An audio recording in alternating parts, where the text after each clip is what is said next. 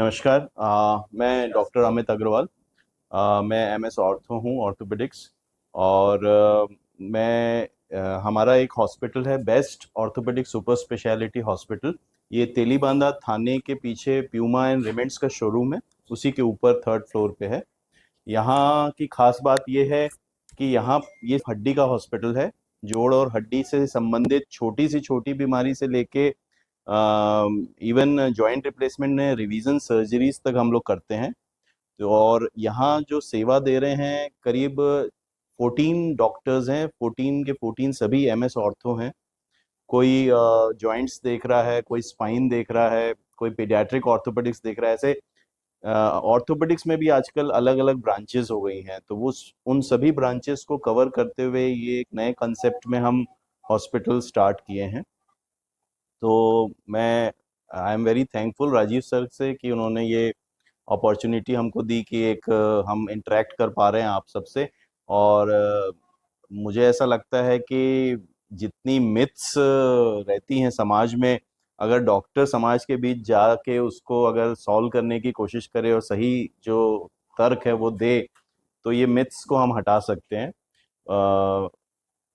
Important bone joints and muscles इसलिए important हो जाते हैं क्योंकि बचपन से ही वहाँ पे कहीं ना कोई विकृति, कोई डिजीज या कोई डेवलपमेंटल डिसऑर्डर्स चालू हो जाते हैं।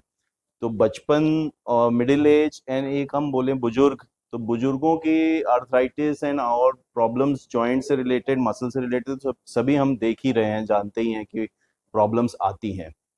तो कुछ ये इंटरेक्टिव सेशन रखते हैं, जिसको कुछ पूछना है मेरे को बीच में रोक के पूछ सकते हैं, कोई दिक्कत नहीं है। तो हम स्टार्ट करते हैं। ऐसे ही स्लाइड हो जाएगा। अच्छा अच्छा, बस टच करना है। ओके ओके, हाँ, यस यस।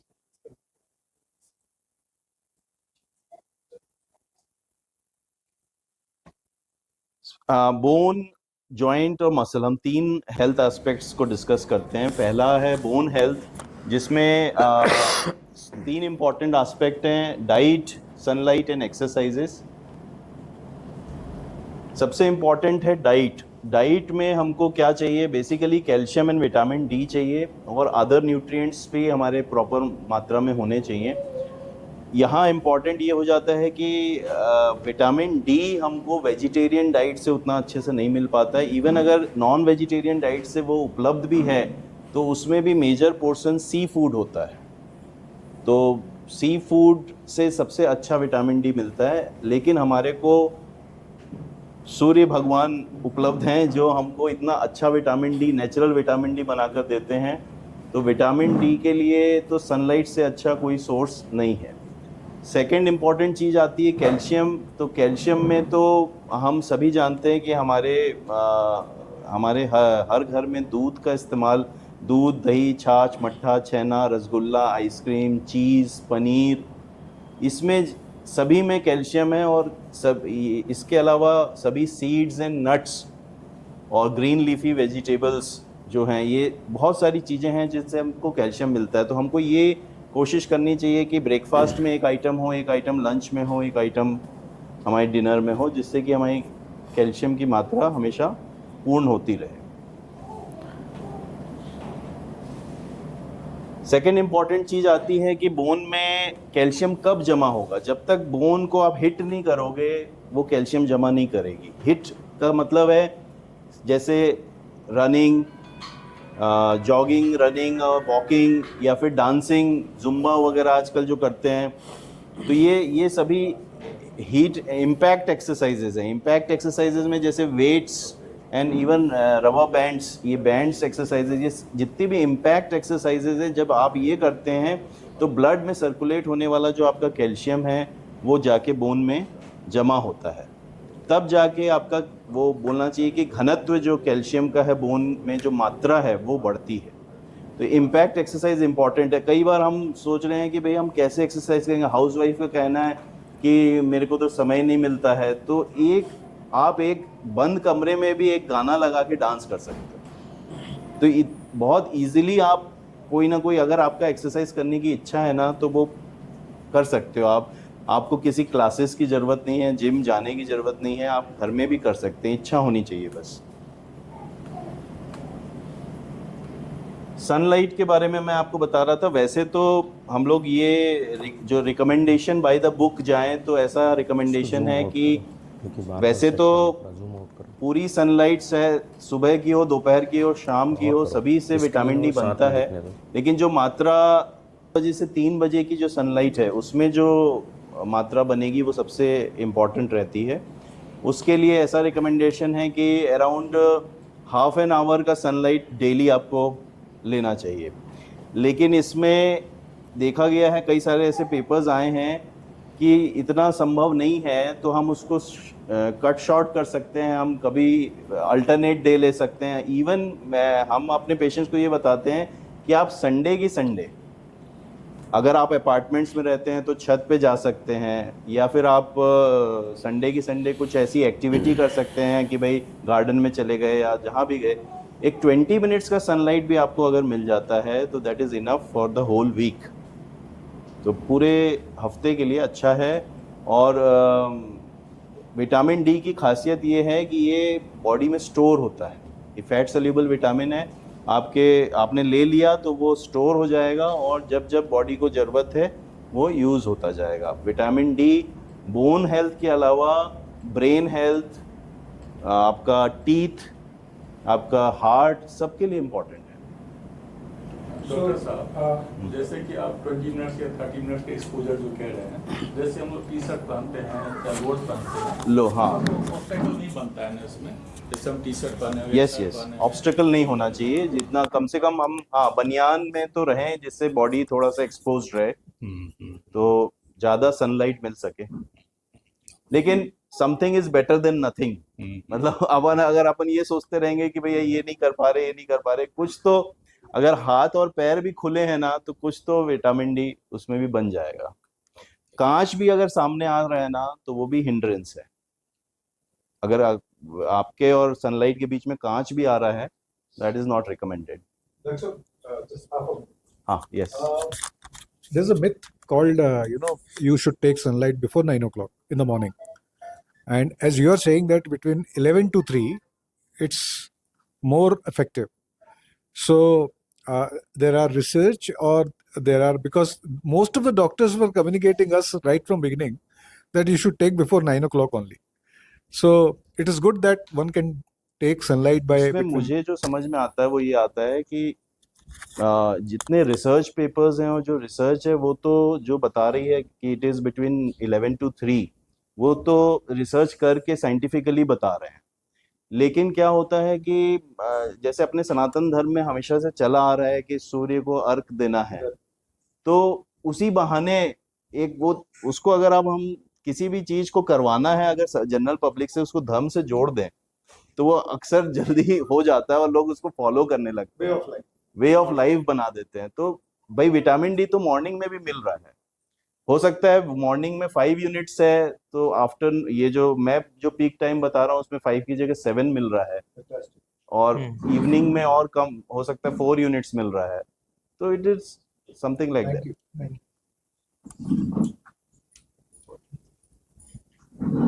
ये एक टेस्ट है जिसके बारे में जैसे हम अभी इतनी बातें कर रहे हैं, लेकिन हम इसको साइंटिफिकली कैसे पता लगा सकते हैं। तो there is a DEXA machine जो हर डायग्नोस्टिक सेंटर में रायपुर में उपलब्ध है।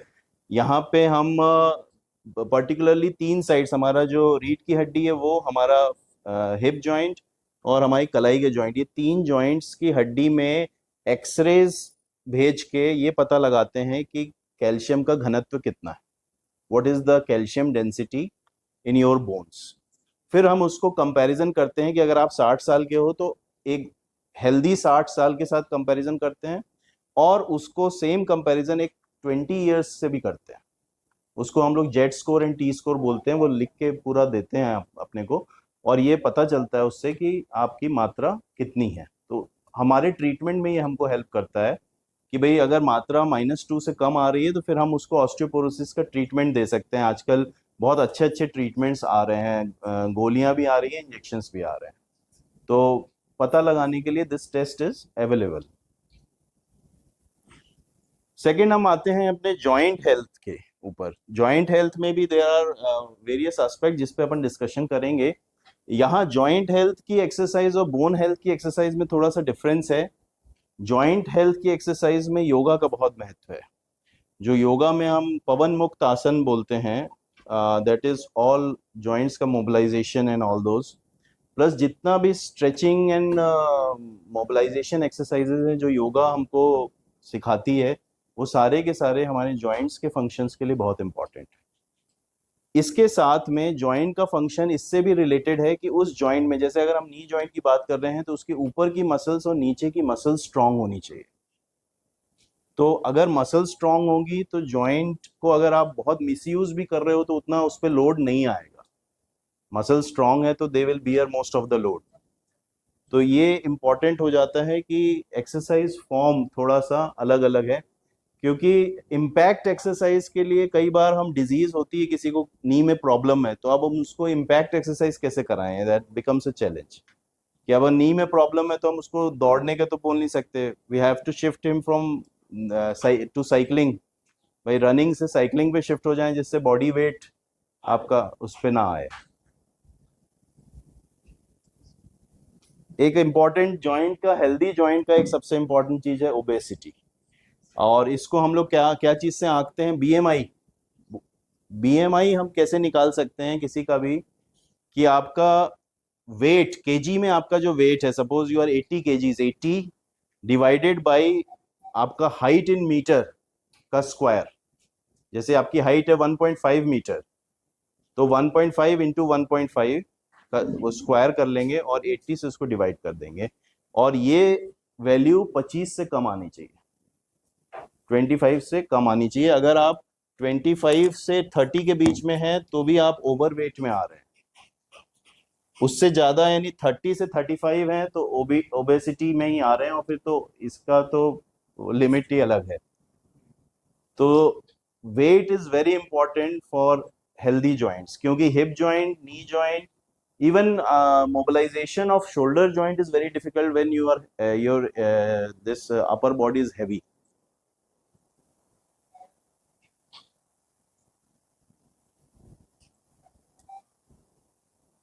जॉइंट्स का एक और इम्पॉर्टेंट एस्पेक्ट है प्रॉपर पोस्चर। पोस्चर अगर गर्दन का सही नहीं है तो यहाँ दर्द होगा, कमर का सही नहीं है तो कमर में दर्द होगा।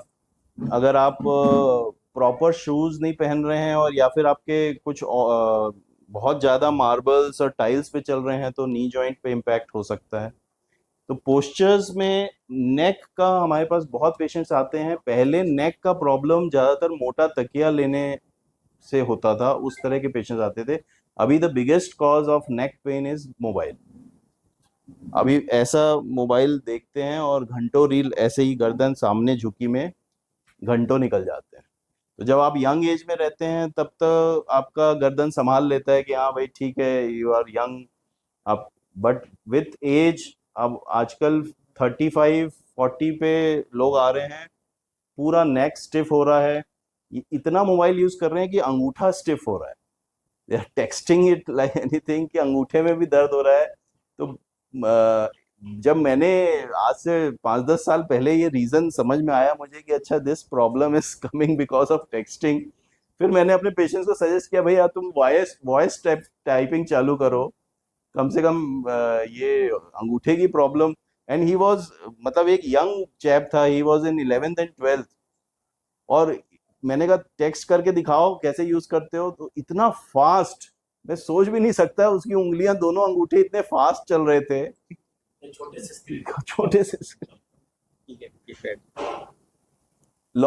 कमर दर्द बहुत कॉमन प्रॉब्लम है, जो सबसे ज्यादा होती है उन लोगों को जो लंबा बैठ रहे हैं, लॉन्ग सिटिंग, वो एक कमर दर्द का बहुत बेसिक प्रॉब्लम है। लॉन्ग सिटिंग, फ्रंट बेंडिंग, हाउसवाइफ्स में front bending and long sitting, ये सबसे ज्यादा कमर दर्द के लिए कारण रहते हैं।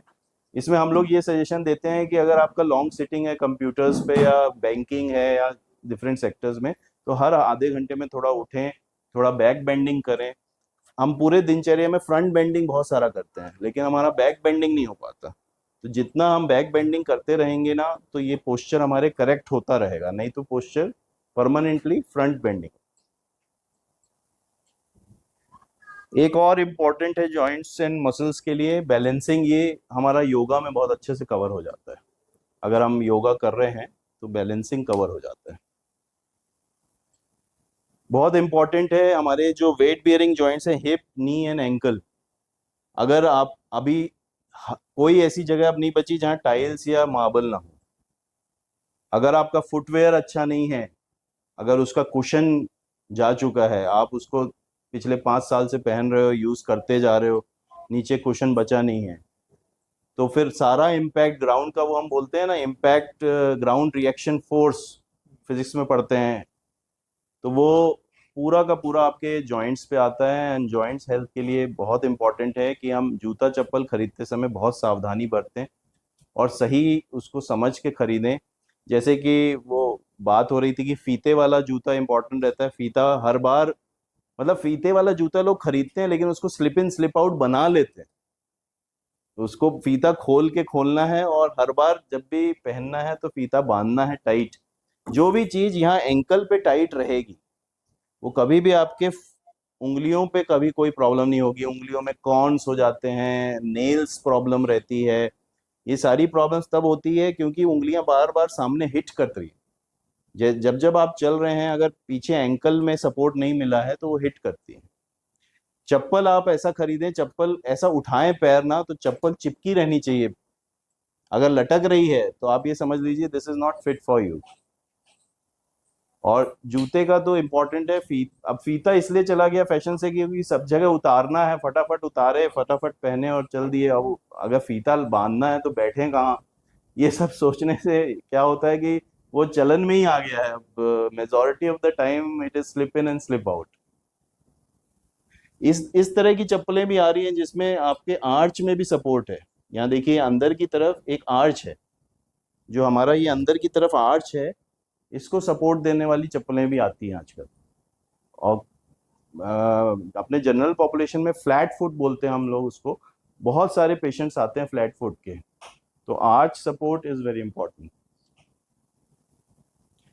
मसल हेल्थ हम काफी बातें कर चुके हैं। अब इम्पोर्टेंट जो रह गया एक्टिव लिविंग, मतलब बहुत सिडेंट्री लाइफ से अच्छा है हम एक्टिवली अपनी लाइफ में कुछ करते रहें, तो मसल्स की हेल्थ हमेशा ही इम्पोर्टेंट रहेगी। लेकिन यहाँ इम्पोर्टेंट ये है कि हम 2-3 चीजें, एक तो प्रोटीन, इसकी बात करनी पड़ेगी क्योंकि मसल्स के लिए प्रोटीन इम्पोर्टेंट है। और नॉन वेजिटेरियन डाइट में तो बहुत प्रोटीन है, वेजिटेरियन डाइट में प्रोटीन के लिए हमको सोचना पड़ जाता है। और कई बार तो मैं पेशेंट से बोलता हूँ तो वो सोयाबीन और मशरूम तक नहीं खाते। एक डिफरेंट प्रोटीन सोर्स है, प्लस सभी दालें अंकुरित करके और ये सीड्स एंड नट्स, ये सब में तो प्रोटीन है ही जो हम खा सकते हैं।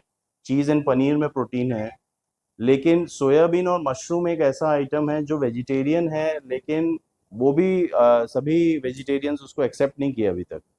अच्छा सर, वो प्रोटीन के लिए लोग वो आजकल प्रोटीन पाउडर भी इस्तेमाल करते हैं, तो क्या ये सही है क्या? हम लोग तो बिल्कुल रिकमेंड नहीं करते। प्रोटीन पाउडर रिलेटेड डिजीजेस भी देखी हमने। अच्छा, प्रोटीन पाउडर पे वो नॉट प्रॉपर रिसर्च होके मार्केट में नहीं बिक रहा है वो, ओके है ना। Okay sir, thank you.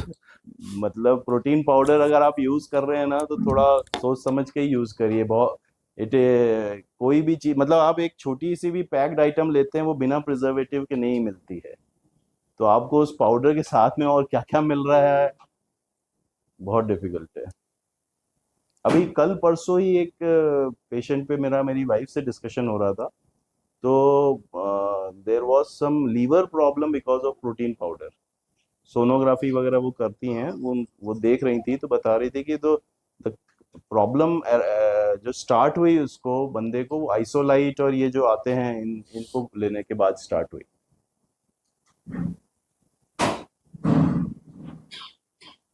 Muscle health के लिए एक दूसरी इंपॉर्टेंट चीज हाइड्रेशन। हाइड्रेशन के लिए मैं ये बोलूंगा कि बहुत सारी मिथ्स हैं। 5 लीटर पानी पर डे पीना है तो 2 लीटर पानी पीना है कि क्या पीना है। इसका एक बहुत सिंपल तरीका है। यूरिन का जो कलर है वो लाइट येलो होना चाहिए, यानी आप ठीक पानी पी रहे हो। फुल वाइट है यानी ज्यादा पी रहे हो, बहुत डार्क येलो है कम पी रहे हो। दैट इज द सिंपल तरीका जानने के लिए कि कितना पानी पीना है। 5 लीटर देखिए, मेडिकल साइंस ये बोलता है जितना ज्यादा आप पानी पियोगे ना, आपके वेस्कुलर एरिया, जितना आपके ब्लड वेसल्स में लोड बढ़ेगा। तो अगर आप यंग हो तो सब ठीक है, लेकिन अगर आप 60+ हो, आपका हार्ट, आपका किडनी ठीक चल रहा है कि नहीं चल रहा है, इतना पी तो रहे हो वेदर, तो पानी is important. But muscle health के लिए एक और इम्पोर्टेंट चीज, इतना पानी लेता है कि आपका urine light light yellow, yes, that is the ideal situation.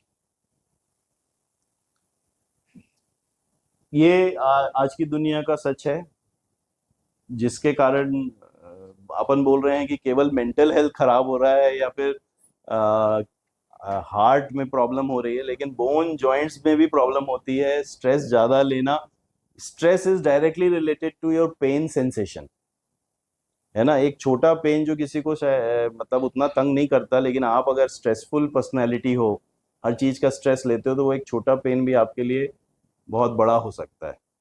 और कितनी स्लीप आप ले रहे हो, मतलब 7 to 8 आवर्स तो बहुत जरूरी है। स्लीप का मतलब होता है रिपेयरिंग एंड हीलिंग। जितना आपने दिन भर में ओवरलोड किया, आपने ये खाया या कुछ, जितना सब किया, वो स्लीप जो 7-8 घंटे की आप लेते हैं, तब जाके वो सारी चीज बॉडी एक हीलिंग प्रोसेस के थ्रू गुजरती है। कंप्लीट स्लीप नहीं है, डिस्टर्ब्ड स्लीप है। लोगों को ये बोलो कि सर मुझे तो 4 घंटा नींद आती है, अच्छा ठीक, लेकिन सर दवाई मत लिखना, नींद की दवाई नहीं लूंगा। तो मतलब ऐसा हो जाता है भाई, नींद की दवाइयां भी आप आजकल पहले जैसी नहीं है कि भाई उससे एडिक्शन हो जाएगा। नॉन एडिक्शन वाली प्रॉपर दवाइयां आती हैं, मेलेटोनिन आने लगा आजकल।